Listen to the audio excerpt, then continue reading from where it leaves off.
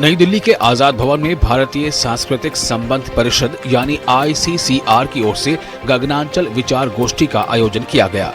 गोष्ठी का विषय हिंदी के वैश्विक प्रचार प्रसार, संभावनाएं, चुनौतियां एवं भावी दिशा रहा। कार्यक्रम में देश के विभिन्न विश्वविद्यालयों के हिंदी प्रोफेसर, विद्वान, लेखक, शोधार्थी और ICCR छात्रवृत्ति पर भारत में अध्ययन कर रहे विदेशी शोधार्थी शामिल हुए। ICCR की महानिदेशक के नंदिनी सिंगला और अपर महानिदेशक डॉक्टर राजेश राजन ने हिंदी को अंतर्राष्ट्रीय स्तर पर मजबूत पहचान दिलाने के लिए निरंतर प्रयासों की जरूरत पर जोर दिया। चर्चा में विदेशों में हिंदी के अध्ययन, अध्यापन, शोध और भारतीय साहित्य एवं संस्कृति के प्रचार प्रसार को बढ़ावा देने पर विचार हुआ। साथ ही डिजिटल प्लेटफॉर्म, सोशल मीडिया और आर्टिफिशियल इंटेलिजेंस के जरिए हिंदी को दुनिया तक पहुंचाने की संभावनाओं पर भी मंथन किया गया। प्रतिभागियों ने विदेशी विश्वविद्यालयों और भारतीय संस्थानों के बीच अकादमिक सहयोग बढ़ाने के सुझाव भी दिए।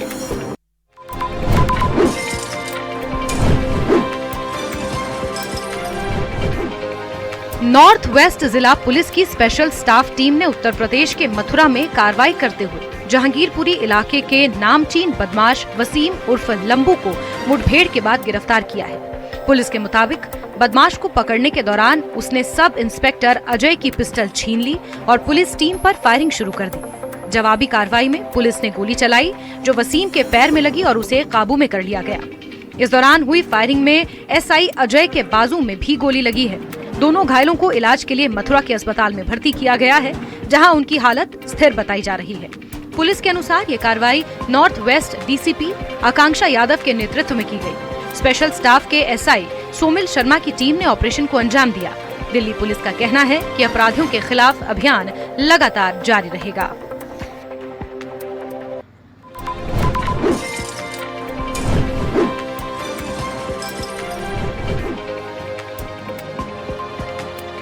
राजधानी दिल्ली में चोरों के हौसले किस कदर बुलंद हैं, इसकी एक और तस्वीर सामने आई है। मामला मोतीबाग गांव का है, जहां देर रात चोरों ने एक स्कूटी को अपना निशाना बनाया। बताया जा रहा है कि घटना रात करीब 12 बजे की है। CCTV कैमरे में कैद तस्वीरों में साफ देखा जा सकता है कि चोर बेखौफ होकर मौके पर पहुंचते हैं और स्कूटी का लॉक तोड़ने की कोशिश करते हैं। कुछ ही देर में चोर स्कूटी का ताला तोड़ने में कामयाब भी हो जाते हैं और उसे लेकर मौके से फरार भी हो जाते हैं। चोरों को इस बात की जरा भी परवाह नहीं थी कि उनकी हरकत कैसे कैमरे में रिकॉर्ड हो रही है। पूरी वारदात CCTV में कैद हो गई, जिसके आधार पर अब चोरों की पहचान और तलाश की जा रही है। इस घटना ने इलाके की सुरक्षा व्यवस्था और पुलिस गश्त पर भी सवाल खड़े कर दिए हैं। स्थानीय लोगों में चोरी की इस वारदात को लेकर अब चिंता का माहौल है।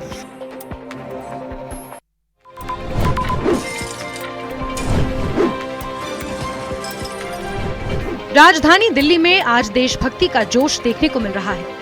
हर घर तिरंगा अभियान के तहत भारत मंडपम से मेजर ध्यानचंद नेशनल स्टेडियम तक भव्य बाइक रैली निकाली जा रही है। करीब 7 किलोमीटर लंबी इस रैली में आम लोगों से लेकर सांसद, राजनीतिक प्रतिनिधि, छात्र, नौकरी पेशा लोग और देश के सुरक्षा बलों के जवान एक साथ तिरंगा लेकर सड़कों पर नजर आए। खास बात ये कि BSF, ITBP और NSG के कमांडो भी इस रैली का हिस्सा बने। बॉर्डर पर देश के तिरंगे की आन बान शान की रक्षा करने वाले जवानों के लिए राजधानी की सड़कों पर तिरंगे के साथ बाइक रैली में शामिल होना गर्व का पल है।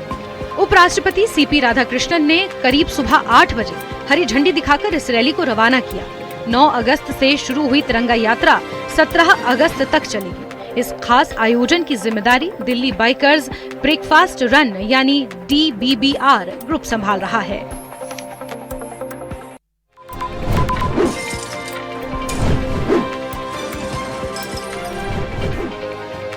15 अगस्त के मद्देनजर दिल्ली हाई अलर्ट पर है। स्वतंत्रता दिवस समारोह को देखते हुए दिल्ली पुलिस ने सुरक्षा व्यवस्था और कड़ी कर दी है। इसी क्रम में दिल्ली के अलग अलग इलाकों में 19 वांटेड आतंकियों के पोस्टर्स चस्पा किए गए हैं।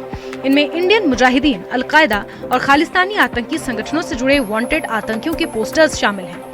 पुलिस की ओर से लोगों से अपील की गई है कि पोस्टर में दिख रहे किसी संदिग्ध व्यक्ति के बारे में जानकारी मिलने पर तुरंत पुलिस को सूचित करें। हर साल स्वतंत्रता दिवस से पहले सुरक्षा एजेंसियां संभावित आतंकी खतरे को देखते हुए ऐसे एहतियाती कदम उठाती हैं।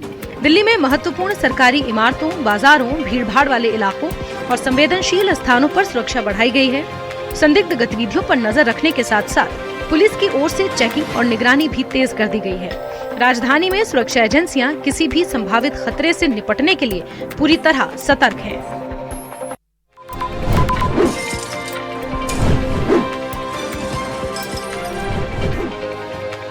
स्वतंत्रता दिवस समारोह को लेकर राजधानी दिल्ली में तैयारियां अब अंतिम चरण में पहुंच गई हैं। ऐतिहासिक लाल किले पर 15 अगस्त को होने वाले मुख्य समारोह से पहले सुरक्षा से लेकर प्रोटोकॉल तक हर व्यवस्था को अंतिम रूप दिया जा रहा है। इसी कड़ी में लाल किले के पास डंगल पार्क में भारतीय सेना के जवानों ने 21 गन सैल्यूट की रिहर्सल की। गणतंत्र और स्वतंत्रता दिवस के राष्ट्रीय समारोह में होने वाला ये गन सैल्यूट देश की सैन्य परंपरा और राष्ट्रीय सम्मान का अहम हिस्सा है। रिहर्सल के दौरान सेना के जवानों ने पूरे अनुशासन और तय प्रोटोकॉल के मुताबिक अभ्यास किया। वहीं लाल किले और आसपास के इलाकों में सुरक्षा व्यवस्था सख्त की जा रही है। सुरक्षा एजेंसियां लगातार निगरानी कर रही हैं और समारोह में आने वाले लोगों की आवाजाही को लेकर भी तैयारियां तेज हैं। 15 अगस्त को लाल किले से प्रधानमंत्री देश को संबोधित भी करेंगे और ये पहला मौका होगा जब लाल किले की प्राचीर से वंदे मातरम गाया जाएगा।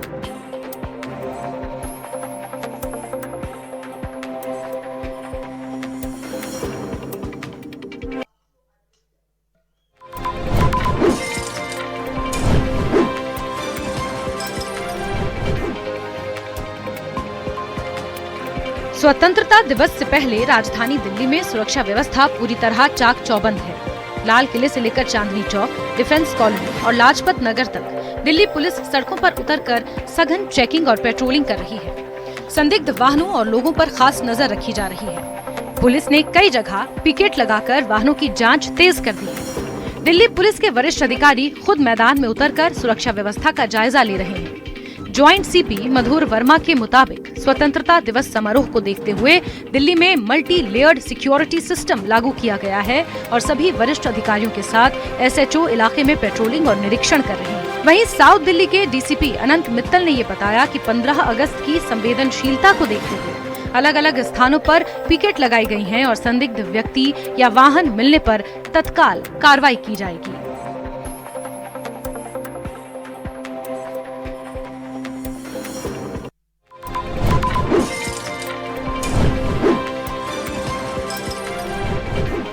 पान मसाला खाने वालों के लिए बड़ी खबर है।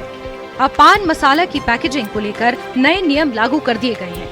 FSSAI यानी food safety and standard authority of India ने पान मसाला की पैकिंग में इस्तेमाल होने वाली प्लास्टिक पैकेजिंग पर सख्ती बढ़ा दी है। नए संशोधन के तहत प्लास्टिक आधारित या प्लास्टिक लैमिनेटेड पैकेजिंग को पान मसाला के लिए अनुमत पैकेजिंग सामग्री की सूची में शामिल नहीं किया गया है।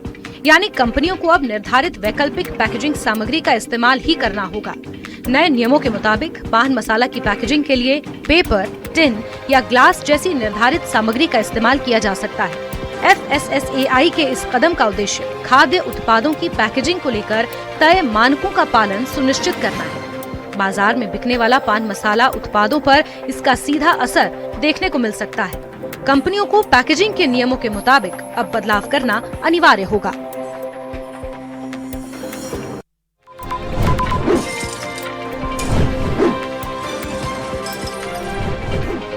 अक्सर चोरी की ऐसी कहानियां सामने आती हैं। कोई कहता है मेरे जेवर चोरी हो गए, कोई कहता है नकदी किसी ने चुरा ली। लेकिन इस आवेदन को पढ़ेंगे तो हैरान रह जाएंगे, जिसमें एक शख्स बेइंतहा परेशान है। ऐसा परेशान है कि उसे कोई रास्ता ही नहीं सूझ रहा और उसने सीधे इस आवेदन में पुलिस को शिकायत की है। शिकायत में लिखा है, साहब मैं उस चोर से परेशान हूँ।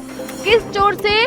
उस चोर से जिसने जेवर नकदी पर हाथ साफ नहीं किए बल्कि चोरी किए हैं अंडरवियर। छतरपुर के लवकुश नगर का है ये मामला।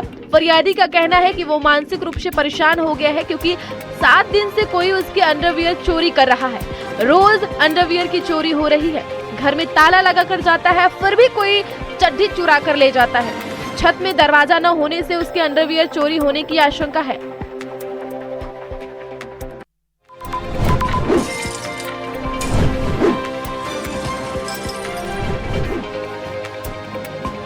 दिल्ली के नरेला बोरगढ़ इंडस्ट्रियल एरिया से एक दर्दनाक हादसे की खबर सामने आई है, जहां फैक्ट्री में काम करने के दौरान कथित तौर पर करंट लगने से 25 वर्षीय मजदूर की मौत हो गई। हादसे के बाद मृतक के परिजनों और साथी मजदूरों का गुस्सा फूट पड़ा और फैक्ट्री के बाहर जमकर हंगामा हुआ। मृतक की पहचान पृथ्वीराज सक्सेना के रूप में हुई है, जो मूल रूप से फर्रुखाबाद के रहने वाले थे और पिछले 11 वर्षों से दिल्ली के टिकरी इलाके में रह रहे थे। पृथ्वीराज नरेला की फैक्ट्री में प्लास्टिक और पन्नी बनाने का काम करते थे। परिजनों का आरोप है कि हादसे के बाद फैक्ट्री प्रबंधन ने उन्हें सही जानकारी नहीं दी। अस्पताल पहुंचने पर शव देखने तक नहीं दिया गया। मौके पर पहुंची पुलिस ने स्थिति संभाली। पृथ्वीराज परिवार के इकलौते कमाने वाले सदस्य थे। उनके पीछे पत्नी और 2 मासूम बेटियां हैं। परिजन न्याय और उचित मुआवजे की मांग कर रहे हैं।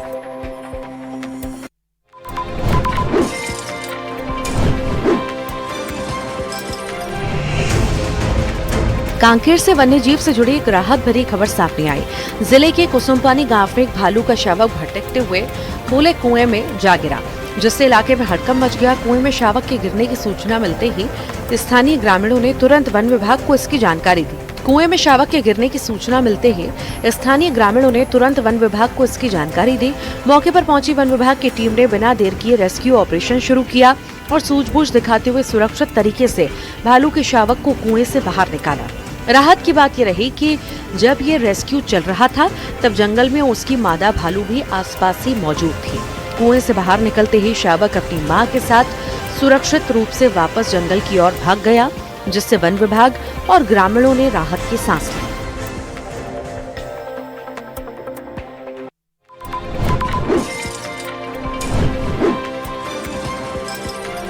राजधानी जयपुर में स्वतंत्रता दिवस को लेकर सुरक्षा का कड़ा पहरा है, लेकिन इसी सुरक्षा के बीच बेखौफ बदमाश पुलिस को खुली चुनौती देते नजर आ रहे हैं। जयपुर के विद्याधर नगर में चेन स्नैचिंग की वारदात ने सनसनी फैला दी और अब इस वारदात के बाद का सीसीटीवी वीडियो सामने आया है। घटना रात करीब 8 बजे अंबाबाड़ी के बैंक कॉलोनी में मंदिर के पास की है, जहां सड़क किनारे पैदल जा रही महिला को बाइक सवार 2 बदमाशों ने निशाना बनाया। पीड़िता के मुताबिक बदमाश उसके गले से सोने की चेन तोड़कर फरार हो गए। चेन छीनते ही महिला ने शोर मचाया और बदमाशों के पीछे दौड़ पड़ी, लेकिन दोनों बाइक सवार गलियों में तेजी से फरार हो गए।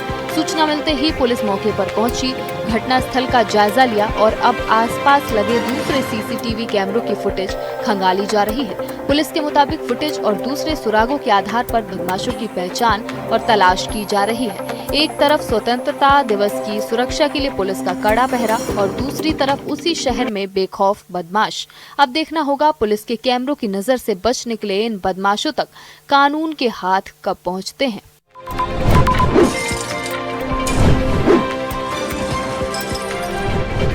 गढ़वाल से कुमाऊं तक उत्तराखंड में कुदरत का रौद्र रूप देखने को मिल रहा है। कहीं पहाड़ से सैलाब टूटा तो कहीं पूरी पहाड़ी भरभरा कर सड़क पर आ गिरी। चमोली की नीति घाटी के तमक इलाके में बादल फटने जैसी स्थिति के बाद पानी और मलबा ऐसी रफ्तार से नीचे आया कि कई टन वजनी जेसीबी भी तिनके की तरह बह गई। सैलाब में बीआरओ के 2 वाहन और एक स्थानीय वाहन भी बहने की सूचना है, जबकि बीआरओ अधिकारी के ड्राइवर के लापता होने के बाद तलाश जारी है। सैलाब का कहर यही नहीं थमा, करीब 40 मीटर लंबा बीआरओ का वैली ब्रिज भी इसकी चपेट में आ गया। लोहे का मजबूत ढांचा टूटा और पूरा पुल उफनते पानी में बह गया। उधर पिथौरागढ़ में पूरी पहाड़ी ऑल वेदर रोड पर आ गिरी।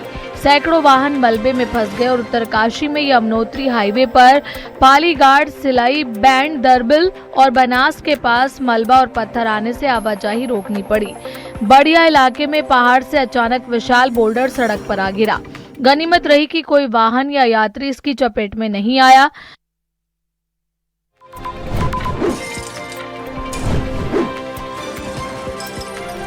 सांसें थाम देने वाला ये मंजर चीन से आया है, जहां सड़क पर रोज की तरह सामान्य तरीके से ट्रैफिक चल रहा था। गाड़ियां अपनी रफ्तार में दौड़ रही थी, लेकिन अगले ही पल चट्टानों का सैलाब नीचे आ गया। किसी को खतरे का आभास नहीं था। एक सफेद कार और उसके बेहद नजदीक एक बाइक सवार जा रहा था। तभी पहाड़ी से एक बड़ा सा बोल्डर सीधे कार के पिछले हिस्से में लगा, जिसके बाद कार वहीं पर घूमते हुए रुक गई। बाइक सवार की जान खतरे में थी और लग रहा था कि वो भी पत्थरों की चपेट में आ जाएगा, लेकिन इसे चमत्कार ही मानिए, महज 2 सेकंड और मौत उसे छूकर निकल गई। अगर बाइक की स्पीड थोड़ी भी कम होती तो हादसा होना तय था। गनीमत रही कि वो गिरते पत्थरों की चपेट में नहीं आया, जिससे उसकी जान बच गई। पहाड़ से पत्थरों के गिरने के बाद कुछ ही सेकंड में सड़क धूल के गुबार से भर जाती है। थोड़ी देर के लिए तो वहां पर कुछ भी दिखाई नहीं देता। ये पूरा खौफनाक मंजर पास से गुजर रही एक कार के डैश कैम में कैद हो गया।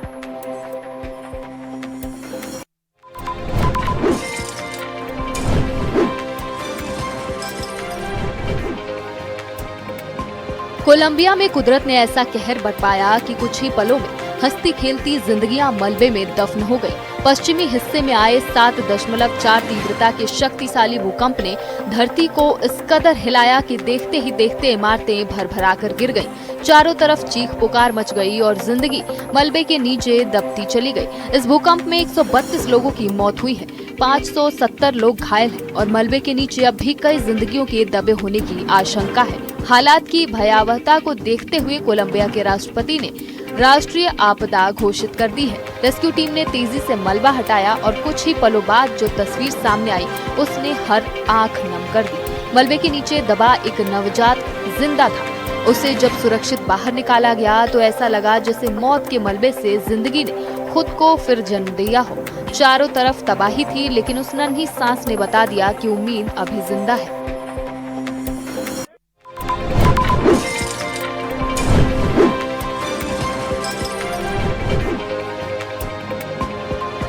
लड़कियां समझकर भूल ना करना। थारूखेड़ा बस स्टैंड के पास लगे एक एटीएम बूथ का सीसीटीवी वीडियो सामने आया है, जिसने सभी को हैरान कर दिया है। वीडियो में 2 लड़कियां बाइक के एटीएम बूथ पर पहुंचती दिखाई दे रही हैं। बताया जा रहा है कि 10 अगस्त के सुबह करीब 9 से 10 बजे के बीच दोनों लड़कियां 2 बार बूथ पर आईं।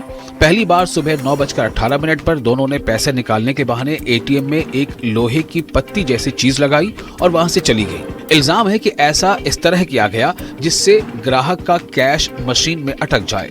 करीब 9:55 पर दोनों दोबारा बूथ पर पहुंची। एक लड़की बाहर निगरानी करती रही, जबकि दूसरी पेचकस की मदद से एटीएम से कैश निकालने की कोशिश करती नजर आई। पूरी घटना सीसीटीवी कैमरे में कैद हो गई।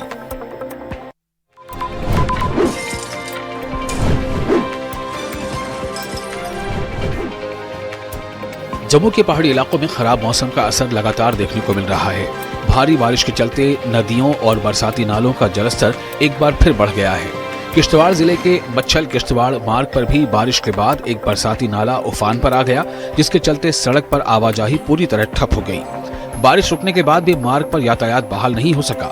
बताया जा रहा है कि तेज बारिश की वजह से सड़क को भी काफी नुकसान पहुंचा है। इससे वाहनों की आवाजाही में लगातार परेशानी बनी हुई है। मार्ग बंद होने से मकामी लोगों और यात्रियों को मुश्किलों का सामना करना पड़ रहा है। प्रशासन और संबंधित विभाग सड़क को जल्द से जल्द बहाल करने की कोशिश में जुटे हैं। फिलहाल लोगों से खराब मौसम के बीच सावधानी बरतने और मुतासरा रास्तों पर जाने से बचने की अपील की जा रही है।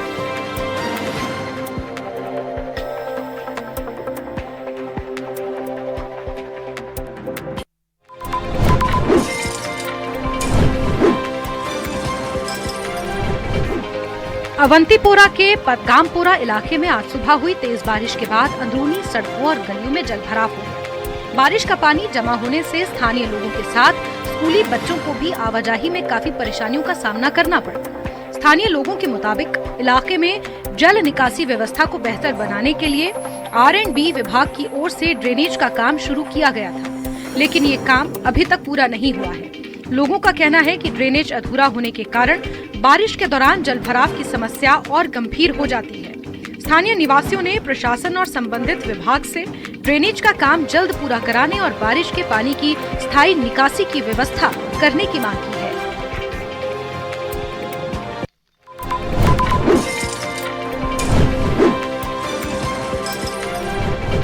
रियासी जिले के पहाड़ी इलाकों में लगातार हो रही भारी बारिश का असर सलाल डैम पर भी दिखाई दे रहा है।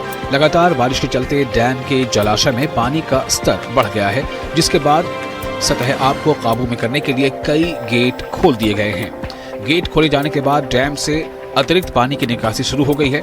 पहाड़ी क्षेत्रों में बारिश का दौर जारी रहने से डैम में पानी की आवक भी लगातार बढ़ रही है। ऐसे में जलस्तर को काबू में रखने के लिए पानी छोड़ा जा रहा है। डैम से पानी की निकासी के बाद निचले इलाकों और आसपास वाले नदी नालों में पानी का बहाव बढ़ सकता है। इंतजामिया और संबंधित विभाग हालात पर नजर बनाए हुए है। वहीं लगातार बारिश को देखते हुए लोगों से नदी नालों और जल स्रोतों के आसपास सावधानी बरतने की अपील की जा रही है।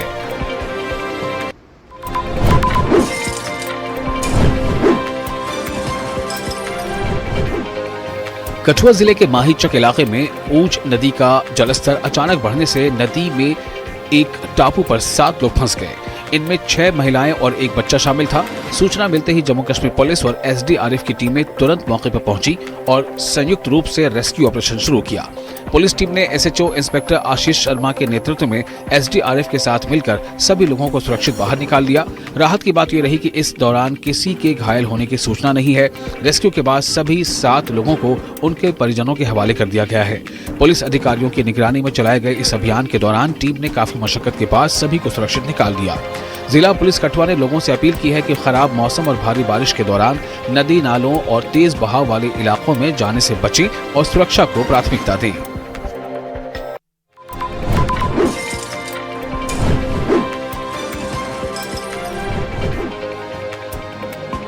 उत्तर प्रदेश के बुलंदशहर से एक सनसनीखेज वारदात सामने आई है, जहां खुर्जा कोतवाली क्षेत्र की शिवलोक कॉलोनी में प्रेम प्रसंग के चलते एक युवती की बेरहमी से हत्या कर दी गई। मृतका की पहचान नेहरूपुर गांव की रहने वाली बेबी के रूप में हुई है, जिसका गांव के ही अजीत नामक युवक से प्रेम संबंध था।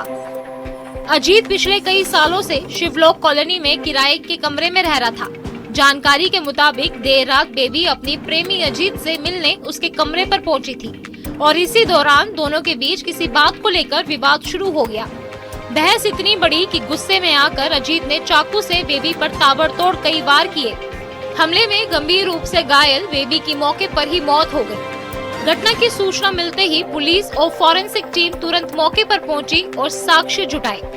पुलिस ने शव को पोस्टमार्टम के लिए भेज दिया है और आरोपी प्रेमी को हिरासत में लेकर पूछताछ शुरू कर दी है।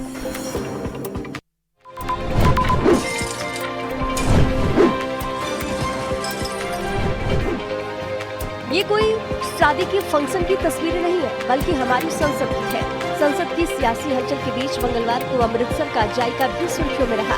बीजेपी के राज्यसभा सांसद तरुण चुग ने संसद की कैंटीन में सांसदों के लिए खास अमृतसरी दावत का इंतजाम किया। अमृतसर से विशेष तौर पर मंगाए गए छोले कुलचे, लस्सी और देसी क्रीम की फ्रूट क्रीम सांसदों को परोसी गई। इस दावत में बीजेपी के राष्ट्रीय अध्यक्ष नितिन नवीन, केंद्रीय स्वास्थ्य मंत्री जेपी नड्डा सहित अन्य बीजेपी नेता मौजूद रहे। इस खास दावत का स्वाद लेने के लिए अलग अलग दलों के 120 से ज्यादा सांसद पहुंचे। सियासी मुद्दों पर भले ही सदन में सरकार और विपक्ष के बीच मतभेद नजर आते हो, लेकिन अमृतसरी जायके की मेज पर सांसद साथ बैठकर स्वाद लेते दिखाई दिए। वहीं सियासी सरगर्मियों के बीच यह अमृतसरी दावत सांसदों के लिए एक अलग और स्वादिष्ट अनुभव बनी।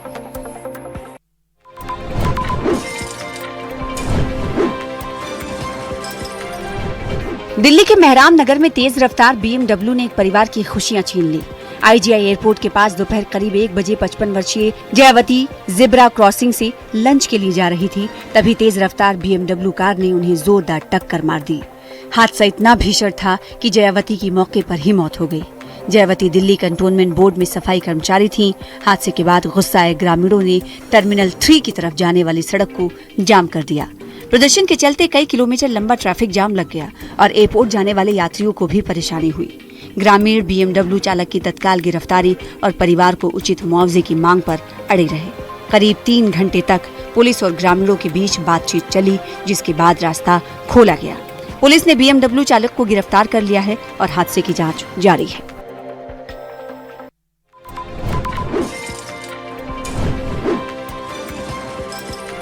फरीदाबाद में सड़क पर बैठे आवारा पशु ने एक परिवार की खुशियां छीन ली। NIT नंबर 3 इलाके में स्कूटी सवार आशु खत्री की सड़क पर बैठे मवेशियों से टक्कर हो गई।